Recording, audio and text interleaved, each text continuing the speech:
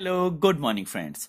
साथियों, इस वीडियो में हम बात करेंगे एमवे के एबीओ से पीसी में कन्वर्ट होने के नए नियम्स के बारे में।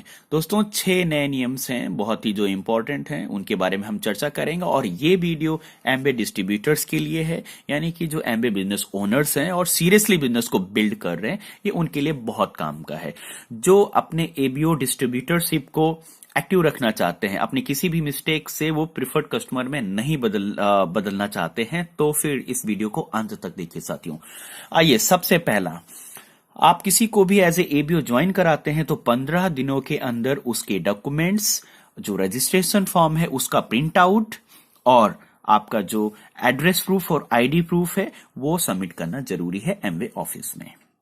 आईडी प्रूफ में आप पैन कार्ड भी यूज कर सकते हैं, लेकिन अगर आपके पास आधार कार्ड है तो आईडी और एड्रेस दोनों का वो काम करेगा। लेकिन अगर आपके पास आधार कार्ड नहीं है तो आईडी प्रूफ में आप पैन कार्ड यूज कर सकते हैं और एड्रेस प्रूफ में बैंक का कोई भी डॉक्यूमेंट काम करेगा। लेकिन 15 दिनों के अंदर सबमिट करना जरूरी है।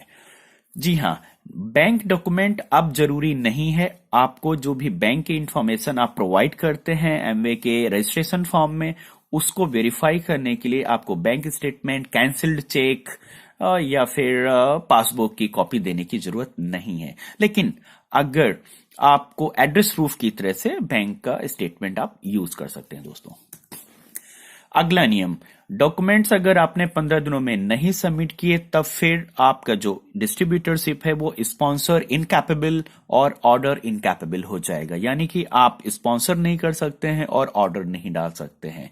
लेकिन साथ ही साथ में आपको मिलेंगे 15 दिन और ग्रेस पीरियड, ताकि आप अपने रजिस्ट्रेशन फॉर्म के साथ साथ जो भी डॉक्यूमेंट्स हैं वो सबमिट कर सकें और आपके स्पॉन्सरशिप फिर से वापस हो जाएगी और आप ऑर्डर कैपेबल बन जाएंगे।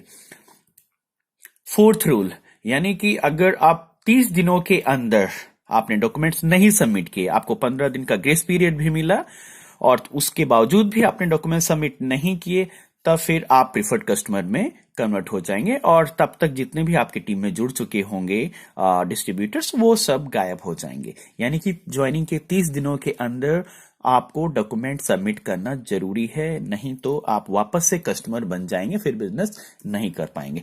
Fifth rule, join PC registration का, जो भी नया एबीओ ज्वाइन होता है उसको कब प्रिफर्ड कस्टमर रजिस्ट्रेशन करना चाहिए। साथियों, 3 प्रिफर्ड कस्टमर रजिस्ट्रेशन करना होता है और बाइंग प्रिफर्ड कस्टमर, बाइंग का मतलब होता है कि उस पे कुछ शॉपिंग होना जरूरी है। 90 डेज के अंदर, ज्वाइनिंग के 90 डेज के अंदर अगर आपने 3 बाइंग पीसी रजिस्ट्रेशन नहीं किया है तब फिर से आप ऑर्डर नहीं कर पाएंगे और स्पॉन्सर नहीं कर पाएंगे। 30 डेज का ग्रेस पीरियड भी आपको मिलेगा उन 3 बाइंग पीसी को फिर से जोड़ने का। 90 दिनों के अंदर अगर आपने 3 बाइंग पीसी नहीं किए हैं, उसके बाद आप ऑर्डर कैपेबल, स्पॉन्सर कैपेबल नहीं रहेंगे और 30 दिन का फिर से आपको ग्रेस पीरियड मिलेगा। आप वापस से 3 पीसी बनाइए, उन पे शॉपिंग करिए और आपकी जो आईडी है डिस्ट्रीब्यूटरशिप, वो फिर से आप स्पॉन्सर कैपेबल और ऑर्डर कैपेबल हो जाएगी। ये बहुत ही इंपॉर्टेंट रूल है साथियों।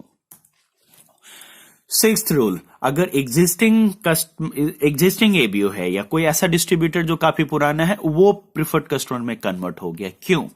एग्जिस्टिंग कस्टमर ने अगर 12 महीने में कोई भी शॉपिंग नहीं करी है तो वो एबीओ में पीसी में कन्वर्ट हो जाएगा। 12 महीने का मतलब है अगर आज आपने शॉपिंग करी है तो आज लास्ट ऑर्डर से 12 मंथ, यानी जब भी आपने लास्ट ऑर्डर प्लेस किया है, अगर उसके 12 महीने तक आपने अपने एबीओ पर कोई भी शॉपिंग नहीं करी है, तब आप वापस से प्रिफर्ड कस्टमर में कन्वर्ट हो जाएंगे और आपकी पूरी टीम इस अपलाइन को चली जाएगी और आप वापस नहीं आ सकते हैं बिजनेस में। बहुत ही इंपॉर्टेंट है, भूल के भी आप 12 महीने तक अपनी शॉपिंग को ब्रेक मत करिए अगर आप सीरियसली बिजनेस को कर रहे हैं तो।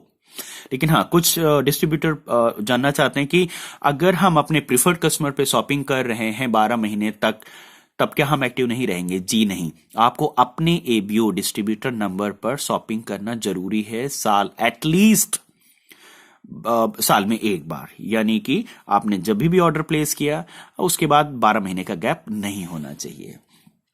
तो साथियों, ये थे इंपॉर्टेंट रूल्स तो मैंने आपकी जानकारी के लिए, जिससे कि आप अपने बिजनेस को अच्छे से बिल्ड कर सकते हैं और आपकी ऑर्गेनाइजेशन में कोई भी डिस्ट्रीब्यूटर प्रीफर्ड कस्टमर में नहीं कन्वर्ट हो, और टाइम से अपने डॉक्यूमेंट्स आप सबमिट कर दें।